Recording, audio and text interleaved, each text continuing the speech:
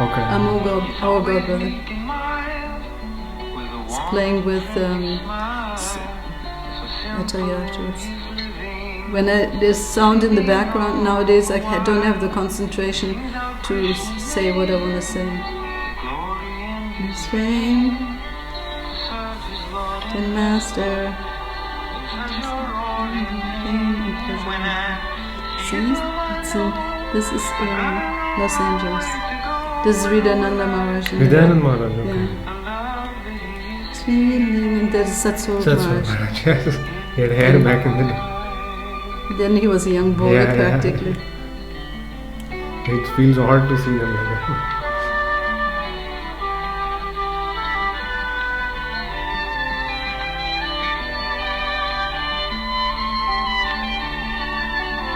And that is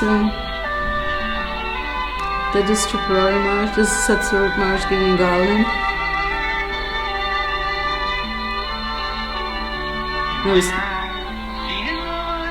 Give the kids always Prasadam.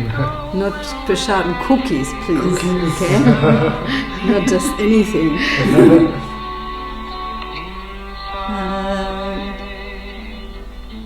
Prabhupada also liked cookies, Mother. Oh yeah. He loved? Yeah, he liked them very much. But he was diabetic, so he had to be careful. Also. Did he like sweets? Yeah, especially Bengali sweets.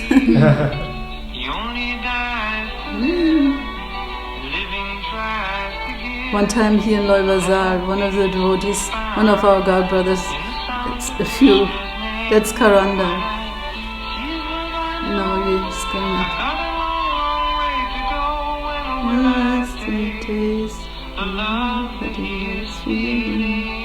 That's Rupanuga on that side. In the specs? Yeah.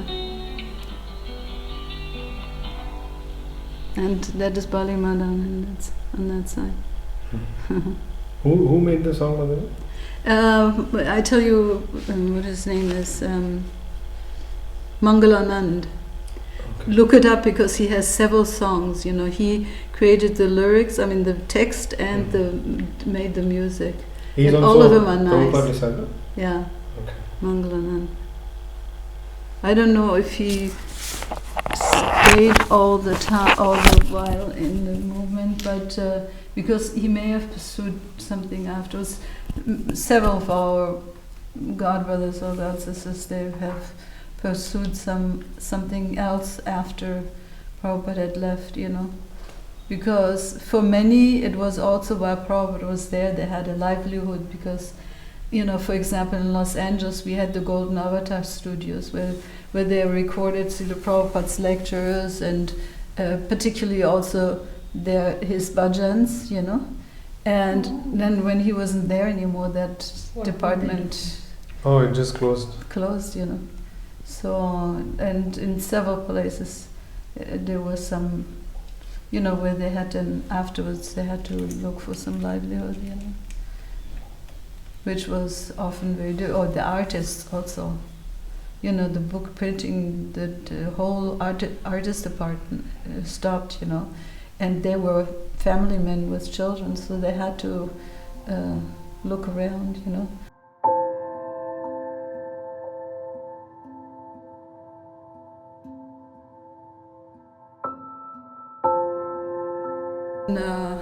In Krishnanand's house, he has that beautiful picture of Muralidharas.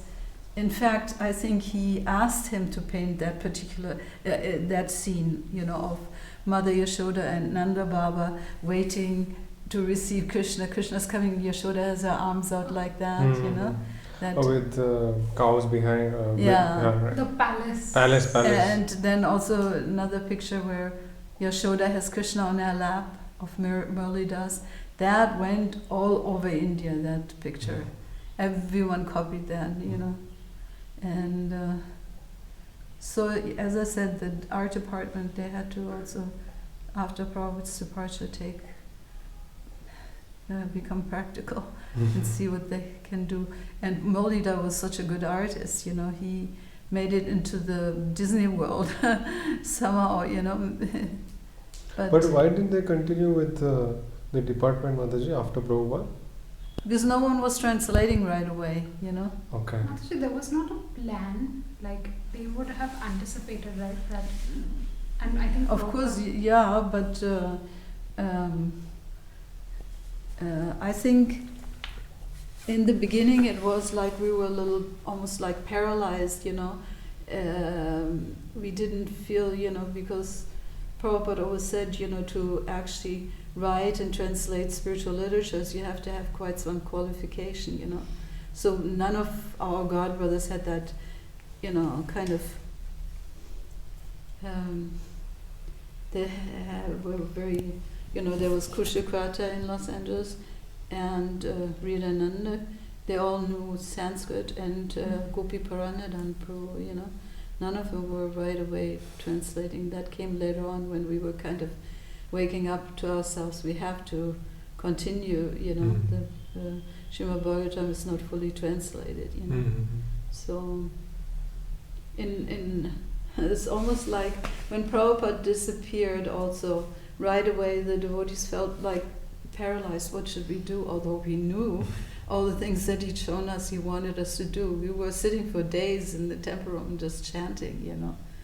And then finally, no, Prabhupada would like us to continue our services, you know.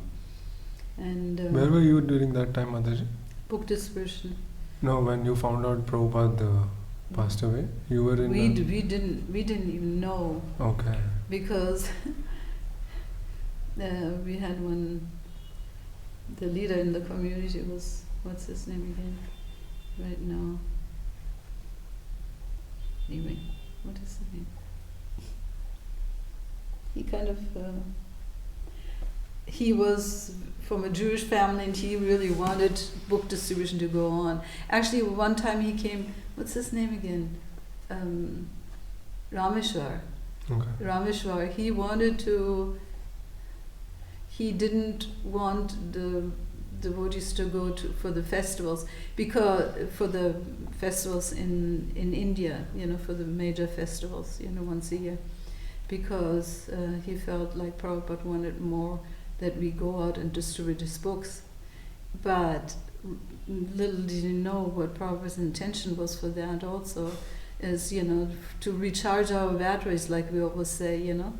And we needed it needed that in the beginning. How can you go day after day and not have some, you know, something that also to learn how to distribute the books and represent Prabhupada properly, you know. And to see him in the Dham and see him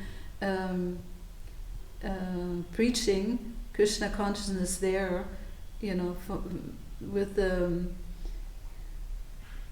Dham itself had its influence. Then on top of that, Srila Prabhupada had a particular mood also, being in Mayapur Dham, you know, to represent Chaitanya Mahaprabhu, which was really essential for us to know about Chaitanya Mahaprabhu's personality and his mission, and to see his Dham and how the other Dhamvasis were behaving, you know.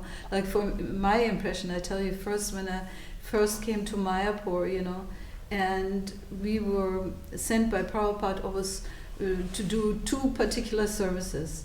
Besides a few devotees who were close associates and who were serving Prabhupada directly, the majority of devotees he sent out on Sankirtan every day, and asked another group to do prasadam distribution. There should be no one hungry in 10 kilometers around the temple, you know. So we did that, and when we went out on Sankirtan, we had the most wonderful experience. You know, we go down in the direction of the Yoga Pit and to all the, you know, different holy places there, and the Mayapurvasis, they were coming out because they were also in the mood of Chaitanya Mahaprabhu to give honor to the Sankirtan movement, you know, so they would come out, and particularly it was an attraction to see us Westerners dancing and chanting and playing madrangas and you know. So we were in ecstasy to see them, you know, coming out for this occasion, and they were in ecstasy seeing us. And not only that, I couldn't believe it when I saw that.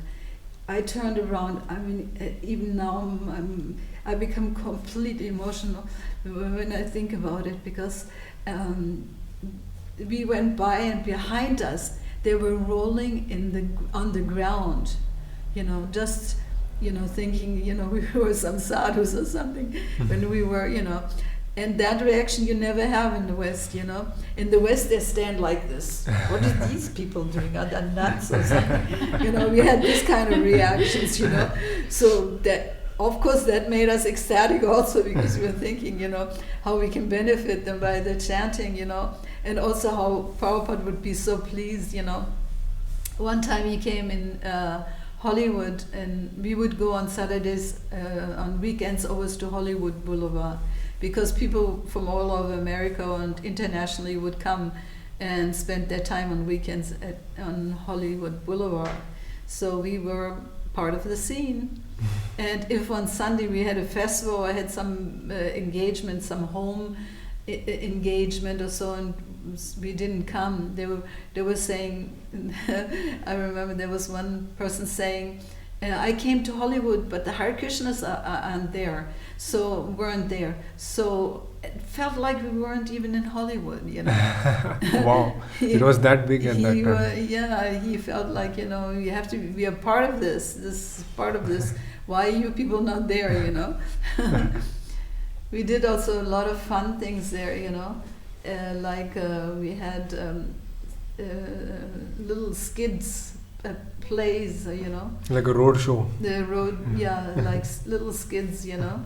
I remember there was one, all of a sudden, there's one devotee, I shouldn't have told you, but anyway, you figure it out. One person that fell down as if he was sick or had something wrong with him, you know. He fell down like this, and then a devotee came with the Bhagavad Gita, and he saw the relatives all getting busy. What is happening to him? What is happening to him? You know, and he saw this whole thing, and he very softly approached and started preaching a little bit from the Bhagavad Gita. We are not this body, we are spirit, soul, and you know, all these things, you know, that was completely unfamiliar to anyone then in those days, you know. And then the relatives were a little pacified. They took a book, and they were going to take him, but he got up himself, and everyone was chanting all of a sudden, you know, and including the patient and the relatives. And then they figured out, yes, they're all Hare Krishna. They thought, oh, the Hare Krishnas are interacting with us here, you know. So people didn't know it was like no, they didn't know it was staged, you know. But then they could understand at the end, you know, then they were clapping, and you know. Wow. So we had little skids like that, and that was really fun for us and fun for them also, you know. And how long did you preach there, Mataji, in Los Angeles? I was in Australia for 5 years, and then another around about 15 years, a little more, 18 years or so in 18 years in Los Angeles, and then I moved to India, 1990. So you joined the movement when you were in Australia? Okay. How did you come across the devotees? I was actually a nurse, and I had some German friends who had lived in Australia, but they came back to their motherland, but one time their friends from Australia came, and I was in their house also, and we became all friends. And I heard so much about Australia that I really wanted to go to Australia, you know. So then when my nursing education was over, there was a kind of a scheme that was going on in England also, and it was like almost like Lord Chaitanya's,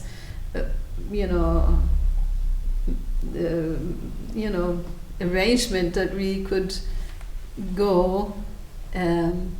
We it was if you're a professional, particularly in a medical profession, they would finance your journey, and also they would, of course, give you the visa indefinitely. Okay. You could stay in Australia. Okay. Because they needed, medical professionals. Yeah, so I was a nurse. They paid my journey, and this was in which year, Mataji? 1970. 1970. And there was also another devotee he came a little later in 73, but seemed to still go on at that time. And he came from, two devotees from England that Prabhupada wanted to come to help with the Sankirtan, and playing madrangas and like that, and preaching Krishna Consciousness. They also came. Don't ask me their names.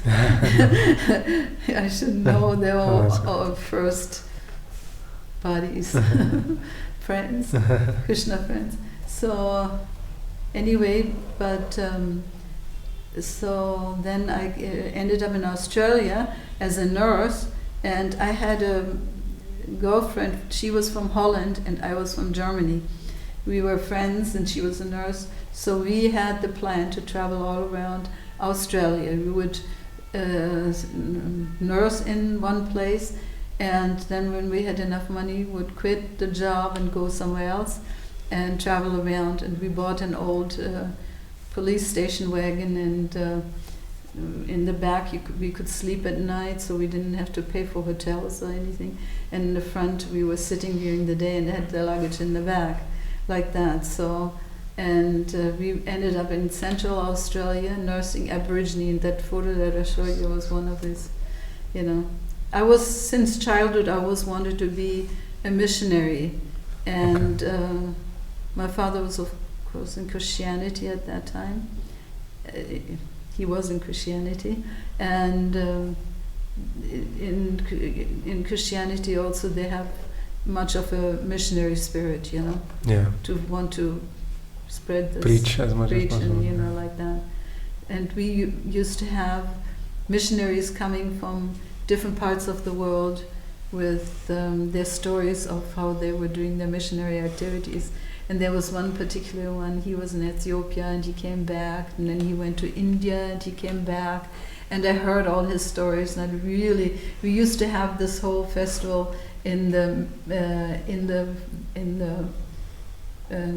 there's a castle. Our city is called Wolfsburg, which means Wolf's Castle, and the Baron was still living. They were royalty, but not kings, something a little less than king, and so they were still living in the castle, and they had a big park in the castle also. And in that park we used to have our missionary festivals, And I remember when this missionary came back from India. This missionary had presents for us from India, and there was a thali, and there were agarbatti stands, and a little plate, and we all didn't know what was in conch shell and everything like that. We thought it was so mystical, and one of them was a chamara, and I was completely blown away by that chamara. I was just like, I don't know, afterwards I was thinking maybe in the past life I had some experiences of puja and chamara and whatever, but I was just like completely taken by by these presents that he brought us. And for my father he brought some books in English from Srila Bhaktisiddhanta Saraswati Thakur. Oh wow. Yeah, so and I remember till now, the statue, his statue, how he was sitting so straight, and cost. Nee, the problem was I left home as the earliest one of our siblings, and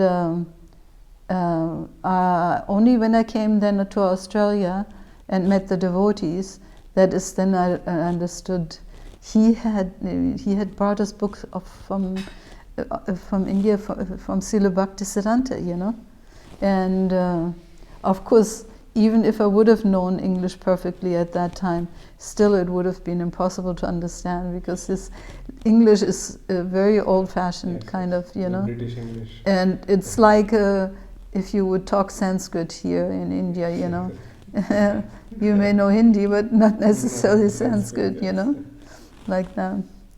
But his divine, how do you say, aura was there, you know, and I was completely awestruck, you know. And then when I went back to Germany, my father had moved because he had retired, and the library he had given away, and the books went also, so I never got the books back, you know. So in Australia, what did you say you came across in Australia? So yeah, so we were in Central Australia nursing, and then my friend became sick, and in Central Australia, Alice Springs, they didn't have a quarantine in the hospital that we were working in, you know. They contracted something she contracted something probably from the Aborigines. We were mainly nursing Aborigines and Aborigine kids, you know. The little kid I was holding there, I wanted to adopt that child because the parents went on walkabout, what they call walkabout. You know, they all of a sudden have the drive, we have to go on into the desert to our home, you know. They can't stay in civilization. They come there, they get drunk and all these things, and then all of a sudden they get this drive, you know, we have to go from here, we have to go and walk about, you know. And the mother went and left the child, you know. So that happened quite regularly also, you know, because they didn't want to be separated from the tribe. A tribe was like for their subsistence, they had to be part of in the tribe to, you know, because you have the medicine man and all the different kind of person functioning in different ways as they move, you know. So if you get separated, all of a sudden you have no more support system, you know. So she didn't want to be separated, and she left the child. She rather thought, oh, you know, we will take care of the child, and she didn't want to be separated. So, but then Krishna had another plan. My friend got sick, and she was admitted in Adelaide, which is a little south of Alice Springs, and we went. I wasn't allowed to visit her. So I had a common friend. We had a common friend. My friends from Australia that I met previously in Germany. You know, they were living in Melbourne. We didn't have, you know, mobiles then. So how are we gonna get in touch with each other? You know. So it was my friends in Melbourne. We would call. I would call, and she would call, and finally, you know, I called several times, and she was not well yet. Then one time I called and she was well, and so I was. Now in the meanwhile, while she was sick, I went on traveling in the station wagon that we had, and I went to Sydney, and I met the devotees there, you know, and I did not know yet this connection with Srila Bhaktisiddhanta. I just, you know, there was my god sister. She had just joined 3 months before me, practically, you know, and they were boyfriend and girlfriend. Later on, they got married because Prabhupada wouldn't allow boyfriend-girlfriend relationships. So she was giving me a magazine. She gave me some prasadam, and I sat with the prasadam and the magazine in the park and read from the beginning to the end. And back to Godhead. Yeah. And I was, of course, completely attracted to the missionary spirit, you know, that Prabhupada had, you know, and his preaching and teachings of all kinds of wonderful things that I'd never heard about, you know.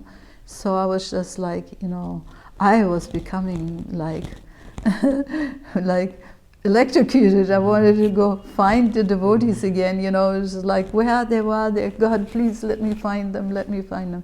And then finally I found them, but it was not my Bhavi, my god sister, anymore. It was Charu, her boyfriend, and his friends, and that were distributing the books, you know, magazines. So then I went to him, to Charu, Christopher Warden at the time, and I said, oh, can I join you? Can I move in? And he looked up and down at me and said, we're not a youth hostel. So then I said, oh, I'm sorry, but do you have meetings? Maybe can I come? And, you know, he said, yeah, sure, come. And he gave me the address, and so from then on I regularly went. And then finally, Balin Madan, who had started the preaching, he had gone to Srila Prabhupada, and Prabhupada actually wanted him to become a GBC for the Pacific Rim areas, all the temples in Japan and Korea and China and Hong Kong, and then Australia, like that. And he wanted to see if everything is ready, because Prabhupada had sent him to Australia. He said, you start the preaching, and when you have collected like a group of people that are interested in Krishna consciousness, that are serious about Krishna consciousness, then I come and will initiate them. So the time had come. Bali Madan was coming and seeing whether we were ready now to, and he sent the photo to Prabhupada, and then we had to be ready, and then Srila Prabhupada came. We didn't know, we couldn't even believe it that he would come, because we had practiced, we had heard so much about him, He's such a great personality, yet he pays some attention to us, That is what I actually, when I personally met Prabhupada, what impressed me the most, that although he was such a learned person, such a dignified personality, he had so much compassion, I had some experience in the Christian world of some priests, some preachers, and my father sent me for my education, for my nursing education, to another city, because we didn't have in our hospital a nursing school. So, and he was the same kind of Christian group we were in, and they had 6 sons, and they were probably thinking that he wanted him, but there's no such a thing as marriage arrangements or so, but, he just sent me there, and they were my guardians, kind of, and at the dinner table, they knew that I always said in childhood that I wanted to be a missionary, and even though they knew, at the dinner table, when everyone was at home at night after work or whatever, they were discussing the Christian philosophy and such hi-fi concepts, and sometimes they would switch from German into French, and I was like, God, they don't have any, I want to know also, why can't you tell in simple language, why they can't tell me, And when I came to Prabhupada, it was just the opposite, there was no ego kind of a thing, I'm such a great preacher, or I want to impress on someone, He wanted us, his purpose was only wholly and solely for us to understand what he was talking about. He had this urgency to want to let us know these things, And the way he loved to preach from the Srimad Bhagavatam I was like always spellbound. Although in the beginning you hear some things, then your mind gets busy with that, thinking about that, and then meanwhile he continues speaking, and you only get a few things in a whole lecture that your mind was grasping, like that. But then the time came more and more that I could understand everything he was saying, You were well versed you must be well versed in the Christian knowledge as well, right, Mataji? No. No? No. I mean, I have some. No, if I knew then, I don't know now. Right. I've forgotten most. So because I was asking only because like when you were listening from Prabhupada, did you relate, like kind of compare what they're teaching in the Bible versus what Prabhupada? Yeah, I mean that much I knew, like that you should honor your parents, and and the concept of hell and heaven. I was relieved to know that this is not exactly how it's going to be. And I didn't think, I never really thought that God could be so cruel to condemn you to hell forever, But I mean, in reality, it may appear to people that go to hell, that it is forever. Even one day is forever, but that it is not literally meant like that. It's it's that, and that we have a chance. Krishna will give us again and again a chance until we get it right, which is the kindness of being of a father, like that. So, and Prabhupada was his representative, and he represented that kindness all the way. Qualified, unqualified, no, he engaged and encouraged everyone, You said in 1990, Mataji, you came to India. Yeah. So, how did you get in touch with the Bhaktivedanta after that? How long was it in between? With the Bhaktivedanta Hospital? Yeah. Because I remember you came to stay there for many years. Yeah, so what happened is, I was living in Vrindavan at that time.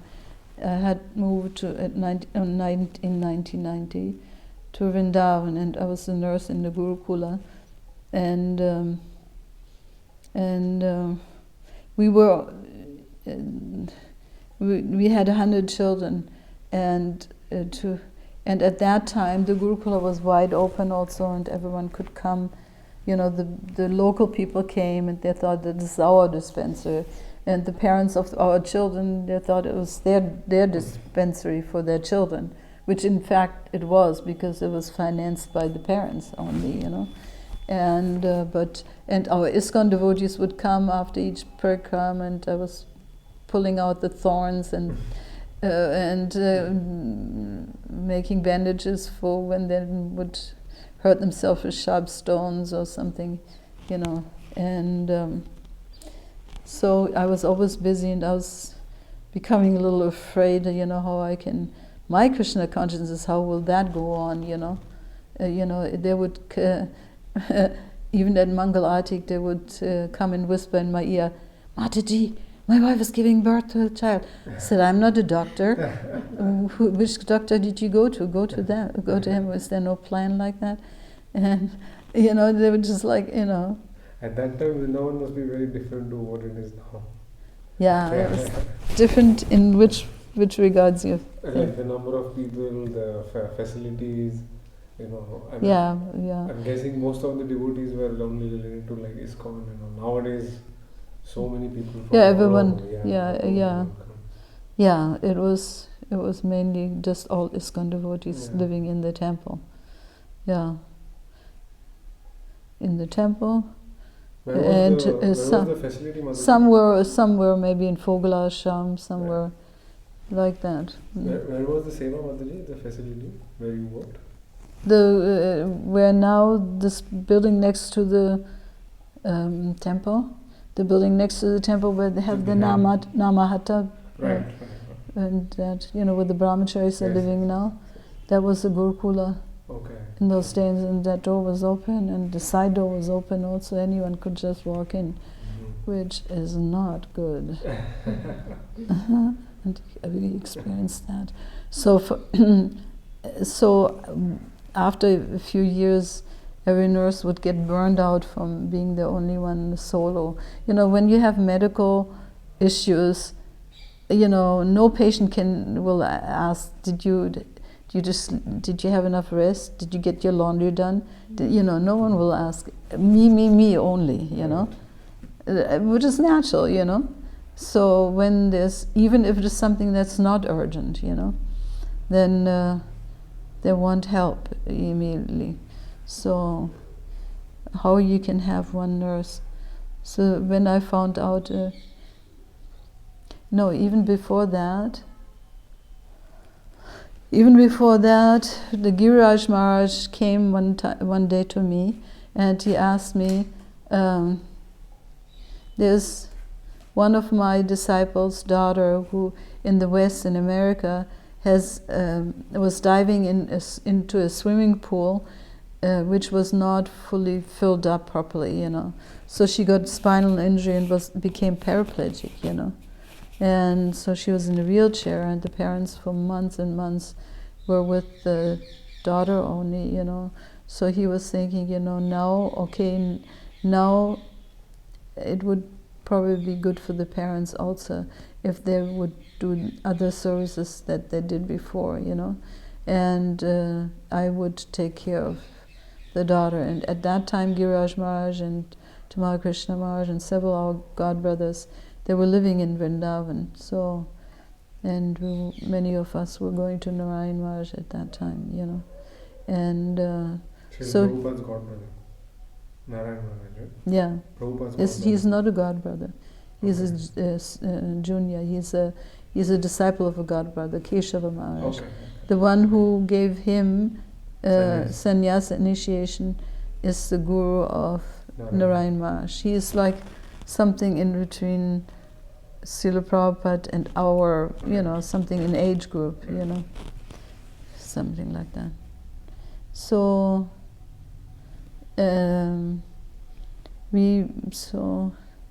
I was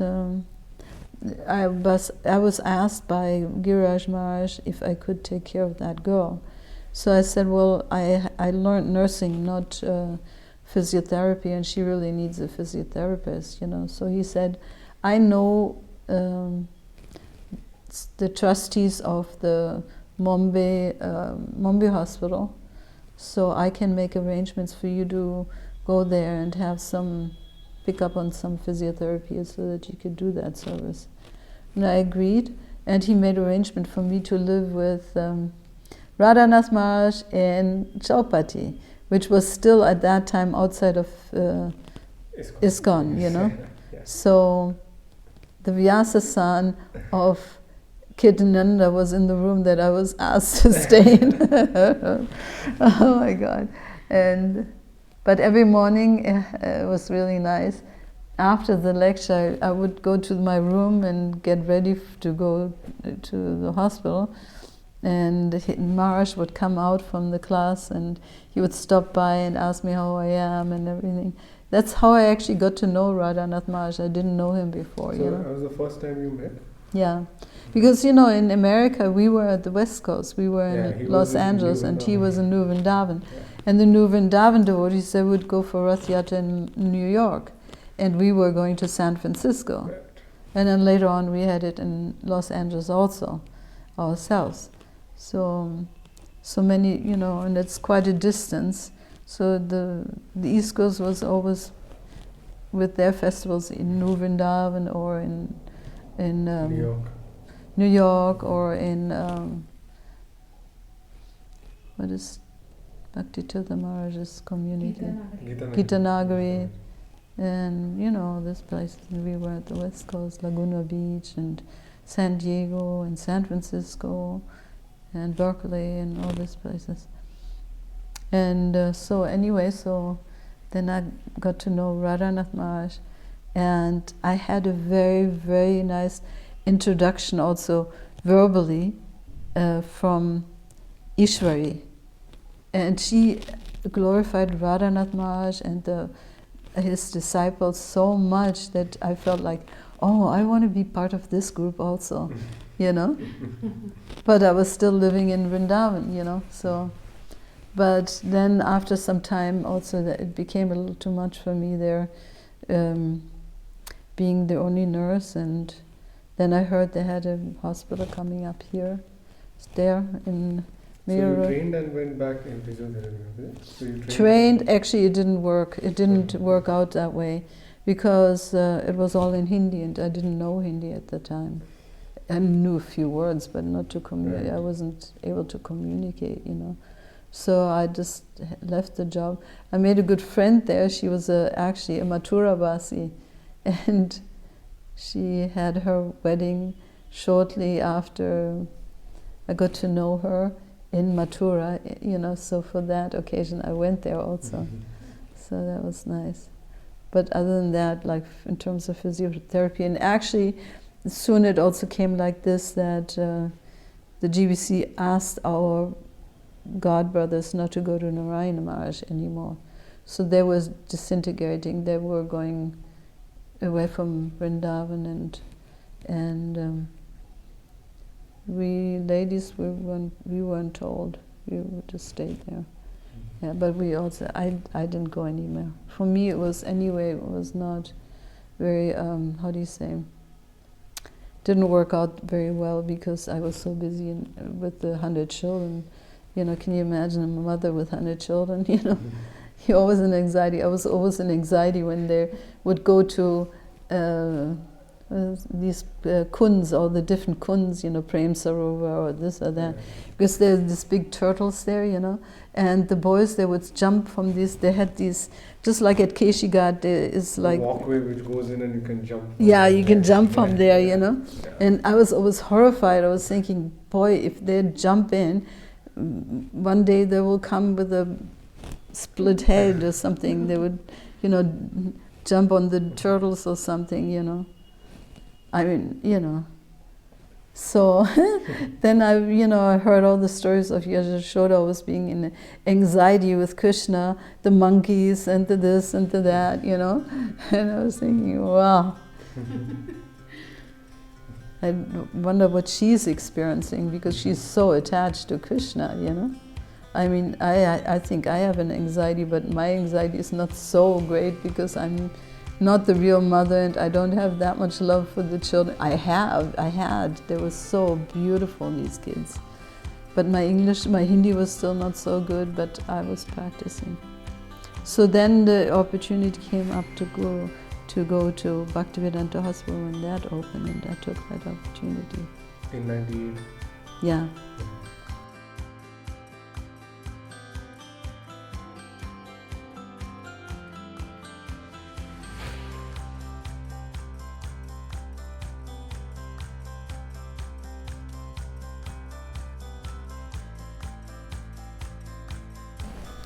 You must have painted like, have you kept count already, like which deities? No, so many deities. Yeah.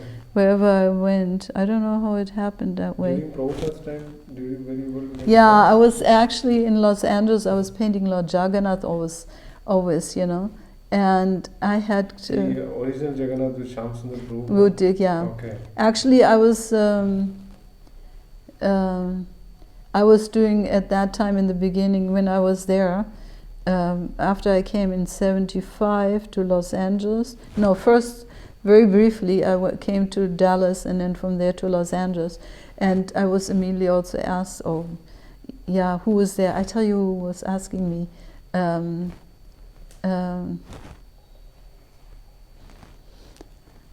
God, brother who built the cards always. Jainand Maharaj. Jainand, yeah. Jainand was asking me only. You know, can he was you... in Dallas at the time? No, I'm talking about now Los Angeles. Okay. Los Angeles. He already was in Los Angeles, okay? And I mean, he started Rath Yatras later. I'm sure that Rath Yatra Dallas was later. Yeah, you know? No, he was in Los Angeles at that time. But he asked me if I know how to paint. I said, yes, I can paint. So then he sent me also to San Francisco. And there was a little something going on between the leaders of that and that temple. So I was kind of told I shouldn't go there. But Jainand was saying I should not take sides of that, of this kind of political stuff that's going on. It's nothing to do with me. And I did like that, so I went to both, you know. So San Francisco is the one with the iconic picture of Srila Prabhupada standing on the chariot with the red garland. Yeah. So that Jagannath you have painted? Yeah. Wow, very good. That's amazing. Yeah, the actual original. Yeah. Because the one in Los Angeles, that was not... That was done also by him, or that was also done by him in the same style as the San Francisco. The San Francisco one, you know, with a garland in front here. And but, you know, in Australia we had Jagannath with lotus feet. No one in the world, I don't think, has Jagannath with lotus feet, because we were there And we wanted to have we have only seen the pictures of the deities in San Francisco and New York. We had only seen the pictures, but in those pictures they're all dressed, so we didn't know what was under the dress. So we imagined there were lotus feet. So we carved, my husband and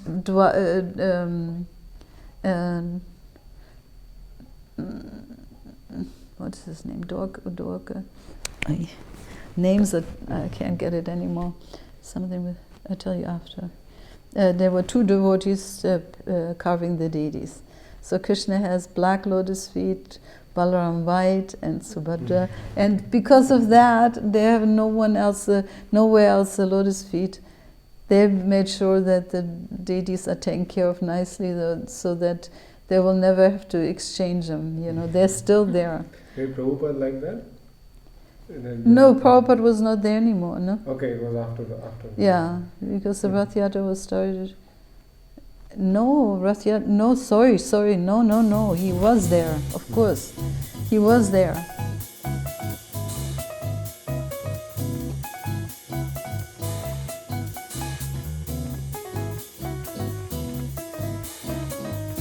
Yeah, I had occasions also spoken about that, so my stories are not really new stories, but I'm still always excited just to think about it and speak about it. But Prabhupada was there, and actually after there was an incident in France where in an engagement in a hall, the Naxalites had started to give trouble, and they were shouting slogans, "Down from the throne, down from the throne." Prabhupada was sitting on a Vyasasana, and as we have made the Vyasasans in the beginning a little pompous, we thought it was so wonderful, but other people didn't think it was wonderful, and one of them were the Naxalites, They felt like, who do you think yourself to be, like that, So Prabhupada was saying, what are they saying? And Yogeshwar translated from French into English. They say, down from the throne, down from the throne. And then, so because of this experience, I don't know how they calmed them down, but he came to Australia and we had our Rath Yatra. And we had a beautiful Vyasasana on Subhadra's cart, And he did not sit once there because it was, kind of, he could understand that it could be dangerous also, And so he walked the whole way. And Madhurisa was playing the Madranga and walking next to him. And there was some a photographer and a newspaper guy, and he was coming from the front, zooming into Prabhupada and coming closer and closer to Prabhupada. And from behind, the crowd was pushing because the cart was coming and coming, So Madhurisa told him to go to the side and take his photos from the side, He wouldn't. He kept on doing that, And finally, Madhurisa pushed him to the side, And then after the lecture, which was also on the cart itself, the cart was pulled into a park, and in the park there was a hall which had big doors, and the cart could even go in. And the cart became the stage also, where Prabhupada gave a lecture from later on, And when Prabhupada, after the lecture, retired into a room of that hall, Madhurisa, after he was not right away there, he came a little after because he was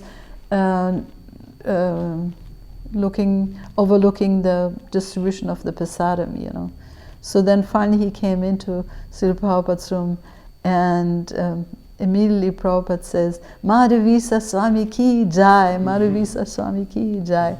And then he expressed his gratitude for him being concerned about the welfare of his Guru Maharaj and the safety, And right from the beginning, he always had this kind of almost like a parental relationship with Prabhupada, where he was the parent, and how parents, they always want to see that their children are safe, that they're happy, and that they get some nice foodstuffs and clothes.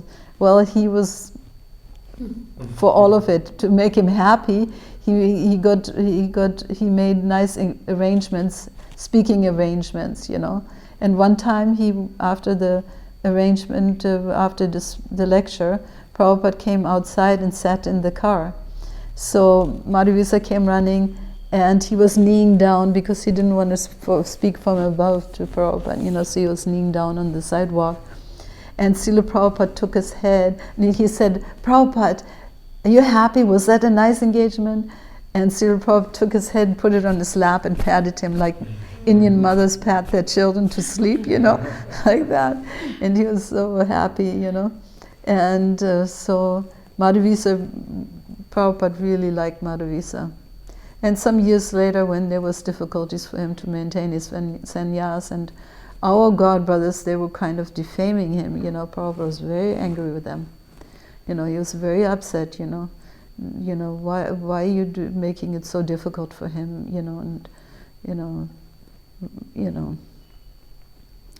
and so he loved him very much, and he had preached Krishna consciousness in India with Prabhupada, and then he came. Finally, he felt like, I can't speak Hindi. I really want to go to an English-speaking country, even though Prabhupada wanted him there. But then he saw, it's better if he goes somewhere where he likes to go, where he can preach more.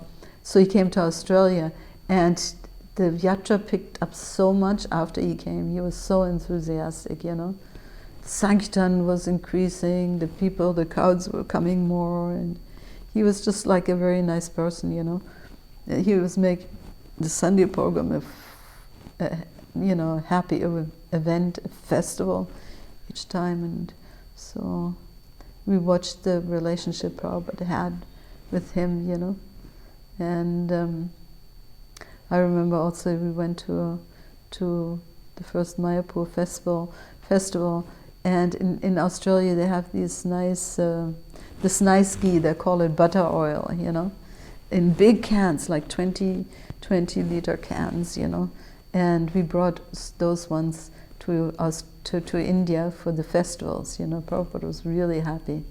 And actually the ghee was so nice, it was like really yellow ghee, And he had the ghee divided up, and we bought small amounts also. He had the ghee divided up for different life members in Juhu, and who had given donations to give them some Australian ghee, and also for the devotees. He sectioned some off for the devotees for their good health, because in those days, in the beginning of the Juhu temple, was not easy, and lots of rats. You've heard that, and. So any message or instructions for us, Mataji? Message and instructions. Message or and anything instructions. we can do to. Well, all I know, I was lived in the institution, and we sacrificed much of our, it's not a sacrifice, it's an honor actually, that we were able to participate so closely in book distribution and and deity worship and all these things in the temples in the beginning. It was a great privilege. But what I'm saying is, in the West, people in different religions, they don't have this kind of a concept that one should do a little sacrifice on behalf of God, His mission.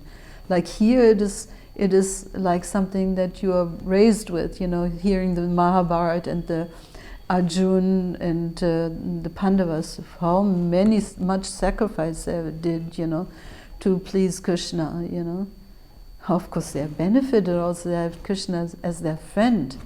So we also benefit if we are making Prabhupada our dear well-wisher, and accept him as such, and do a little sacrifice for him, Don't go in the other, you know, usually what the tendency is, sometimes we become very austere and go, you know, how a pendulum, the old clocks, Extremes. they used to swing, these pendulums used to swing from one to the other side, you know. But if we understood from Prabhupada, actually balance is needed in everything, you know. And Krishna in Bhagavad Gita also said that, you know. So, you know, we should be ready to do some sacrifice without, you know, going into extremes, you know, to harm ourselves or our families or whatever, but to bring this Krishna consciousness to others, you know, to make this. I mean, you know, when I'm here in Vrindavan now, in these days, you know, to see the result of Prabhupada's preaching and his desires to preach Krishna consciousness in India, you know, how people took to it, you know, like, you know, how always the examples given when fire falls on wet land, it becomes extinguished, and if fire falls on dry grass or so, how it immediately, you know, sets ablaze. And so in India, it's already there. People, just like Prabhupada says, they're turning their face away from Krishna, but they have Krishna consciousness already in their hearts, you know. So all they have to do is we have to kind of help them to turn around, look in the other direction. You're looking in the wrong direction, you know. And here it is, you know. To see now Vrindavan such a popular place, like where everyone wants to rush to in their vacation time, is such a pleasure, you know. And I wish Prabhupada could have seen that while he was here, you know. He was. I think he's watching very I'm happily. sure. Yeah. I'm sure. So. Thank you so much. Hare Krishna. Hare Krishna. Jai.